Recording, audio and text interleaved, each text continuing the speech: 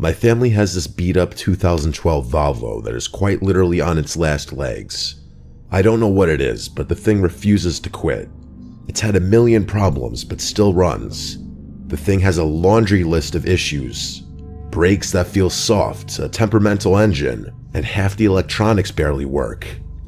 My parents are basically waiting for it to break down for good so that they'll have an excuse to get a new car. Unfortunately, I'm the one stuck driving it.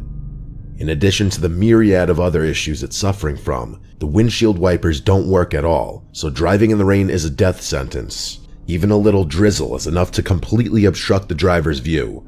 Everyone knows Nevada is the driest state though, so rain typically isn't a concern where I live.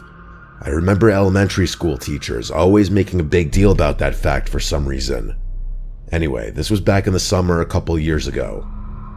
I was on my way back from a solo trip to visit my friend Calvin a few states over, one of those friends I hadn't seen in years.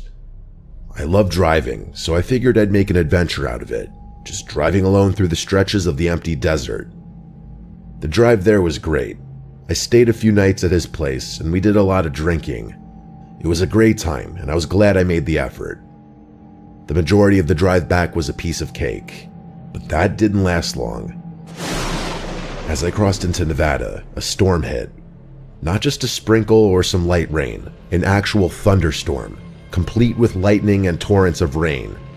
I later realized that it was one of the heaviest rainfalls we'd seen in years. I'd driven through rain before, but nothing like this. It didn't really make much of a difference. With the current state of my windshield wipers, any amount of rain would force me to pull over. So reluctantly, that's what I did. I pulled off the highway and parked a considerable distance into the desert, just in case a truck or something didn't see me. I figured I had no choice but to wait it out, maybe try to get some sleep in the car. I debated calling the police for assistance with the wipers, but money was tight and I wanted to avoid a ticket at all costs. If not the wipers, they'd definitely get me on something else. I wasn't about to ask my 65-year-old parents to drive 3.5 hours to rescue me either, so sitting and waiting was my only move. I was on my own, alone on the side of the road during a thunderstorm in the middle of the desert. Not a single car passed me for a full hour, and the storm didn't even let up a smidge. I think being alone in the desert started messing with my head, because after about another hour, I got this unsettling feeling. I'm not sure what it was, but I got this unexplainable urge to move the car. It was still pouring, so I obviously couldn't do that safely. I found myself nervously looking out each of the car's windows as if there were something out there.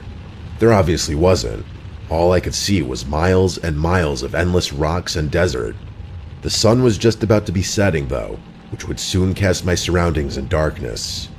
I hadn't expected the storm to persist this long, so the reality of having to spend the night out in the desert hadn't even occurred to me. I fully admit that the thought of not being able to see what was out there spooked me.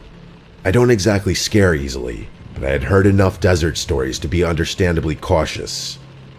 As if my thoughts were being read, the storm began to subside a bit.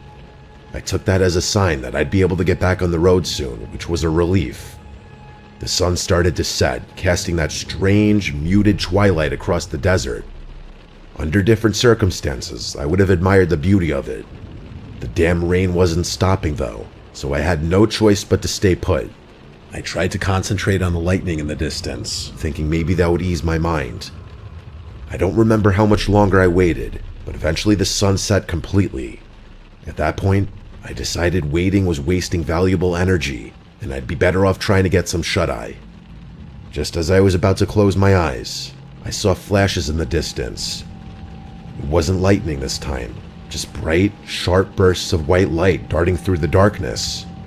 They seemed to jump around like they were coming from multiple places. It was creepy as hell. I watched them for a few more minutes before realizing that they were getting closer. They were literally approaching me. I could feel my palms starting to sweat.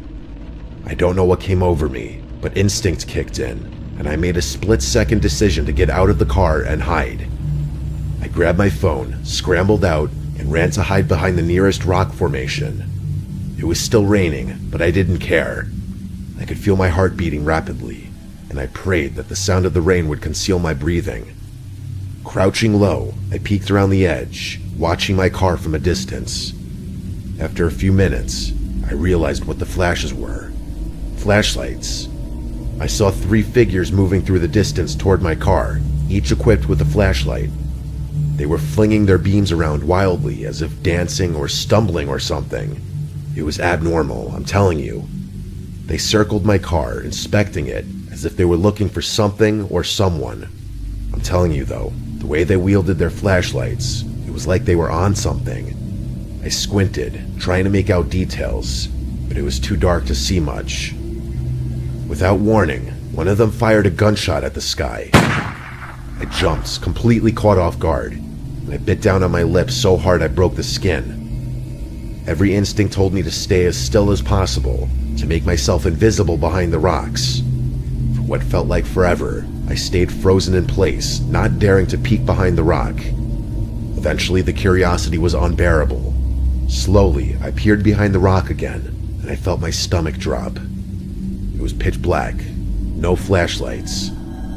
I waited, not sure where those people had gone. And then, just like that, the lights were back, flickering around my car again, like they were taunting me. I knew I couldn't stay there all night.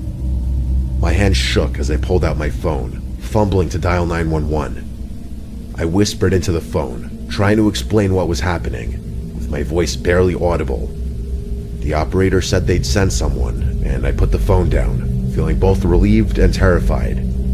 After what felt like an eternity, I finally saw the faint glow of police lights in the distance.